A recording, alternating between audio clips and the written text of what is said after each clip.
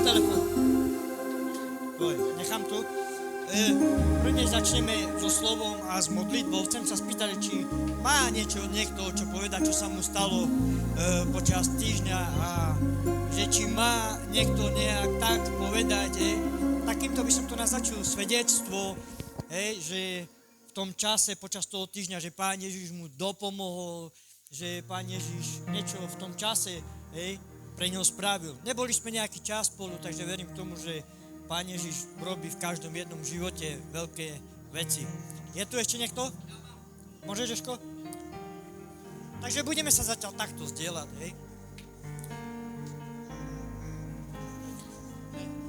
Slava Pánovi, haleluja. Dajme potlesk Pánovi cirkev, on si to zaslúži. Ja mám len také krátke svedectvo, nie je to moje svedectvo, je to Božie svedectvo, je to na Božiu slávu, lebo všetko, čo sa deje v našom živote, nie je to z nás, ale je to z Boha. Amen. A to svedectvo je také, že sme mali fakt, veľa vybavovania. Mali sme toho veľa. Mali sme toho veľa asi 3 alebo 4 týždne. Mali sme veľké starosti, ja so sestrou, žena aj Braňo. A nevedeli sme, čo sme mali robiť. A v našej rodine je to tak, že nikto nevie také veci vybavovať, len ja, lebo viem lepšie anglicky než sestra, než moja sestra Sára, Verča aj Braňo. A boli také časy, že bol taký čas, že ja som dostal od majiteľa notice. Ale bolo to tak divné, že nebolo to podľa zákona, lebo keď majiteľ vám pošle notice, dáva vám 3 mesiace na vysťahovanie, možno aj pol roka. Ale mne to majiteľ nepovedal. Ja som mu zaplatil nájom, ja som mu zaplatil za súd.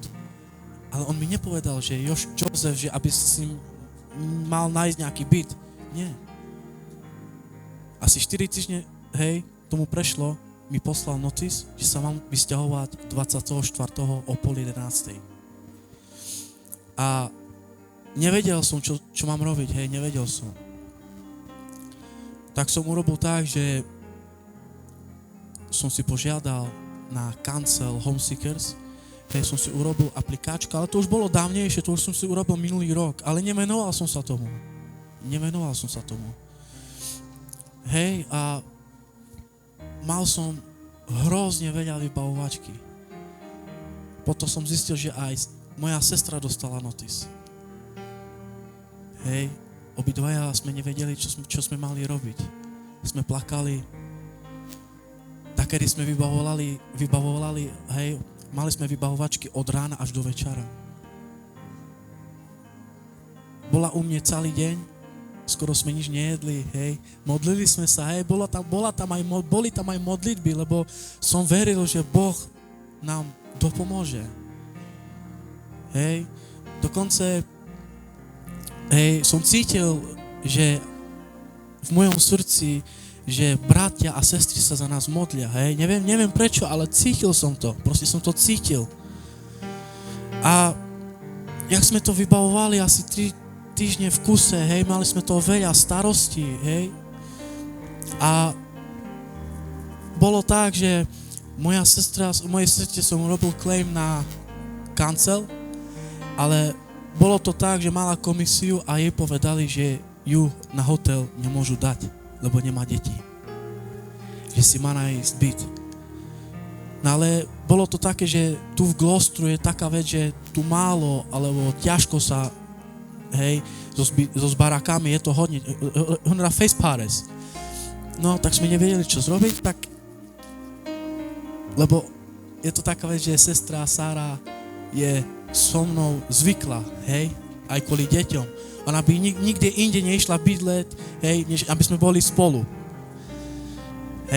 A bola taká vec, že už som sa mal vysťahovať a v ten deň mi volali z kanclu a povedali: Jožko, aj tvoja žena, deti, idete na hotel. idete na hotel, ale nevedeli sme, lebo ja s tým nemám žiadne skúsenosti, hej. Počul som od ktorých ľudí, jak to funguje, hej, napríklad od brata Renka, hej, a od iných ľudí, od bratov, hej. Ale nevedel som. Tak Sára, sestra, išla ku Braňovej mami, hej. Ja som išiel na hotel. Bol som jeden deň na hotelu. Jeden deň na hotelu, sme úplne vyčerpaní sme boli. Dokonce, viete, jak je to na hoteli, že tak, ktorí si myslia, že na hoteli sa človek vyspí, lebo tam sú, hej, tak, ale nebolo to tak. My sme celú noc so ženou nespali. A na druhý deň mi volali z kanclu a povedali, našli sme vám barák. Našli sme vám, hej, prozatím nejaký barák. Jak sme toto hej, jak sme toto počuli so ženou, sme boli hotoví.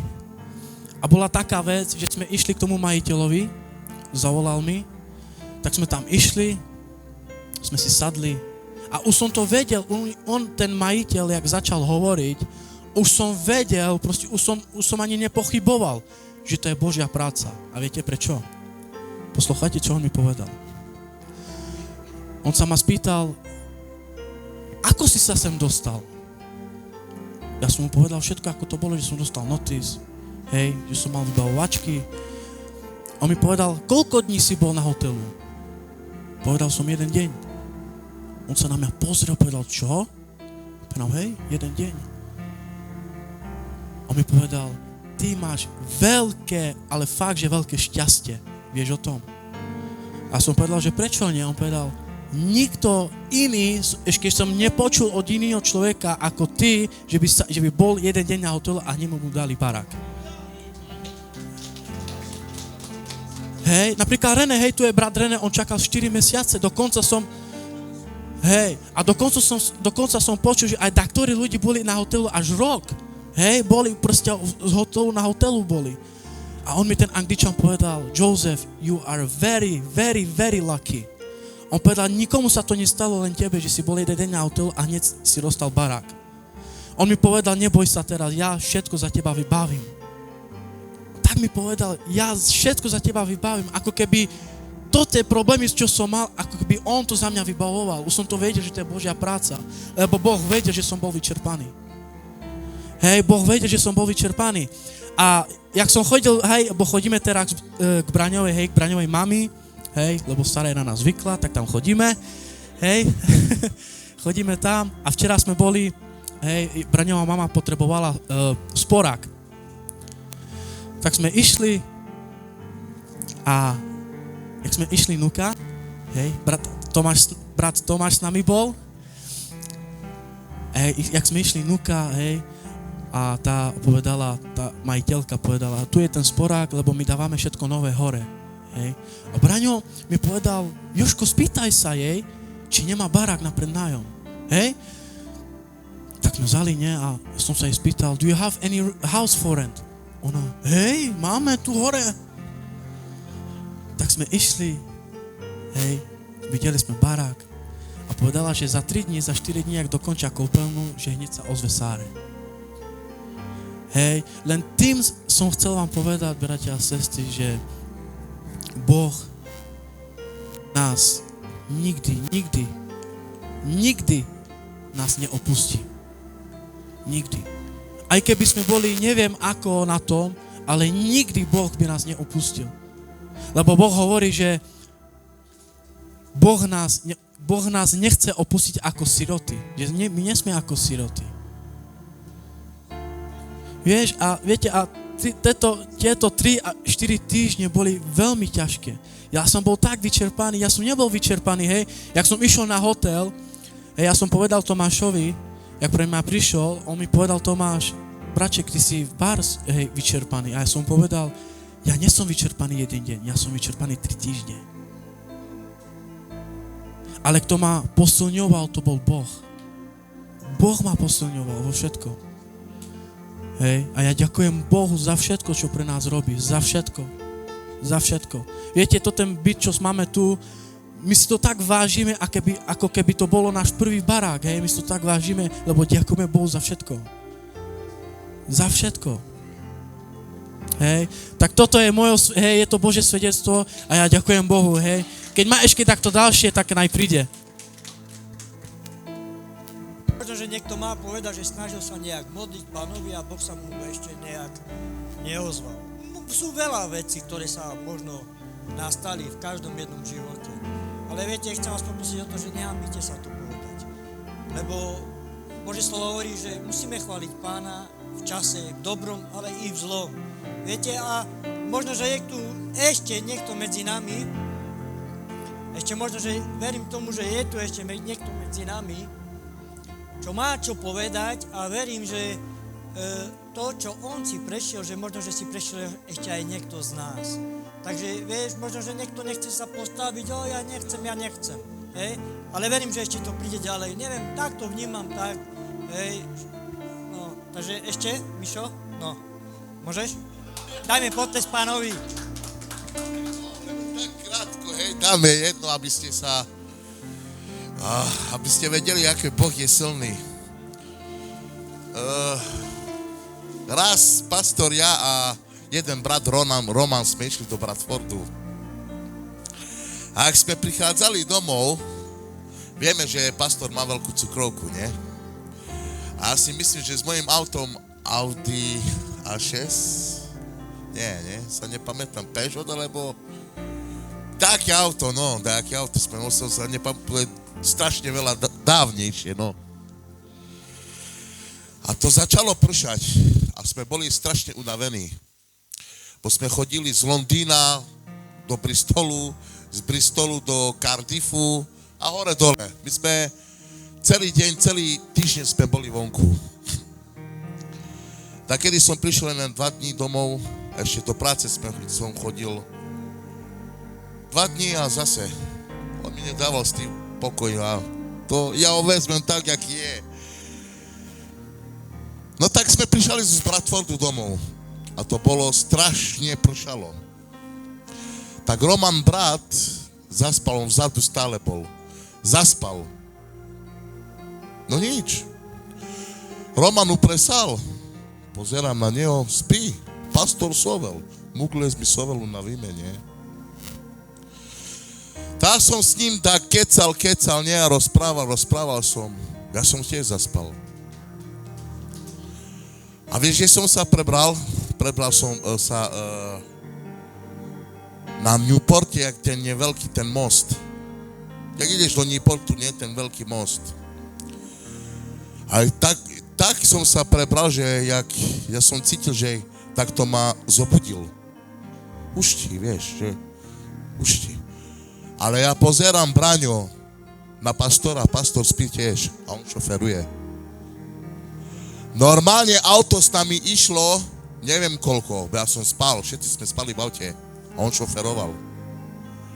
To je vážne, tu je pastor. Hej, normálne auto samo jelo. Ale auta chodili normálne. Auto jelo. Jak som sa ja prevzal, že, vieš, prebudil som sa. Pastor! On že čo? Však ty spíš! O Roman utremiť chučí, ja neviem, že čo? My tu všetci spíme, auto ide samo. No tá hej, my sme fest. Ja som povedal, pastor, hneď na bok. Tak išiel na bok, nie? Že nie, že ja to dám, nie, len ticho chodí na bok. Tak išiel na bok, zobral som ja, pokračoval som v jazde. Tak nie o to ide, ale vidíte, aký Boh, keď aj spíš, dáva na teba pozor. Toto ja tak vnímam, že aby som vám to povedal, že keď aj spíš, Boh dáva na teba pozor. A hlavne, keď patríš tomu najvyššiemu. Len toľko.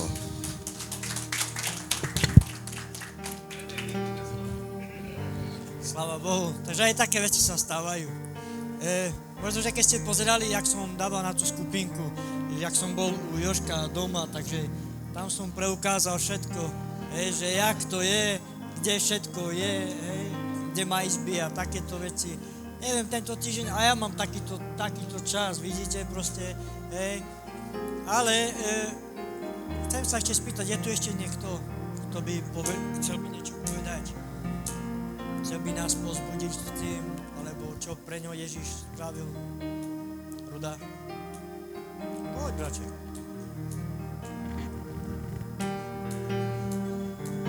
Sestra Nikola. Keď chceš, nemusíš byť dopredu, dám ti tam mikrofón. Áno? Na, Ľuboši.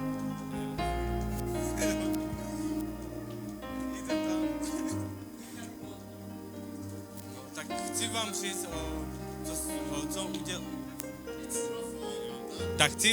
vám říct, co Pán udělal pro mě a jak mě změnil a jak jsem přišel k Pánovi. A už jsem s váma už dlouho, tak asi půl roku a nedal jsem svědectví. Já jsem čekal jenom na tu chvíli. No jak jsem přišel k Pánovi, tak to bylo takhle, že jsme se hádali se ženou moc, jakože to už bylo už hodně. A Pán si použil Rudana, tu chvíli přišel k nám a vypravil nám o Bohu, o Bible, četli jsme Bibli, všechno. Na třetí den už přišli pastor, Staňo a Ruženka a ten den jsme přijali Pana. No a jak jsme se, jakože šli jsme se pokřtit, tak jsme měli s Michalou taky snů. Že mi se zdalo, jak z okna teče černá voda a na zem padala čistá voda. A já jsem si myslím, že mě Pán očistil od všech hříchů, co jsem dělal. Předtím, ještě jsem nebyl jakože s Pánem, tak jsem dělal hodně těžké věci, moc strašné věci. Byly tam tráva, já jsem byl na prvním místě trávu, že šel zakuřit a nic mě nezajímalo, prostě ani rodina mě nezajímala, jenom jsem si lehl na sedačku, pustil jsem si televizi a díval jsem se furt na televizi. No, pomaličku přišly hádky mezi náma, s Michalou už to bylo moc, že prostě jsme se radši rozešli, že ona si zabere děti a že mě takhle nechá. No a použil si Pán Rudana, no a tu chvíli se mi úplně obratil život na ruby. No a kdy to bylo? Před týdnem jsem šel s brachou ven, on má auto, potkal jsem kamarády, ty předtím, to jsem měl ty kamarády ještě ve světa, tak oni dělali hodně špatné věci a viděl jsem si sedl do toho auta a viděl jsem, že ty dělají ty špatné věci. A já jsem si tam seděl, povídal jsem si s kamošem, ale můj duch se začal modlit za ně. A cítil jsem to, že prostě dělají špatnou věci, že prostě viděl jsem tu tmu, že jsem si sedl do té tmy a už tam byli i pokušení, že kamoš mi říká, půjdeme tam. Říkám, bracho, nepokoušej mě, říkám, mě to nezajímá. No a šel jsem zase do večerky a to samé pokušení mi říkal ten prodavač. Že jsem měl 2 pokušení, ty samé pokušení jsem měl 2krát. A to samé jsem řekl, nepokoušej mě, protože já mám rodinu, já mám děti a já mám ženu a já mám dobrý život. Já nejsem single, něco takového jsem mu řekl, se na mě podíval, zasmál se a jako dobre, OK, no a šel jsem pryč.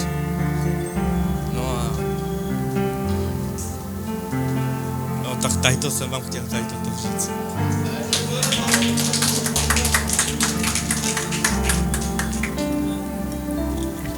Haleluja, amen. Děkujeme Bohu za to. Ještě dáme slovo Jožkovi, ne? Po Jožku. Sbírku.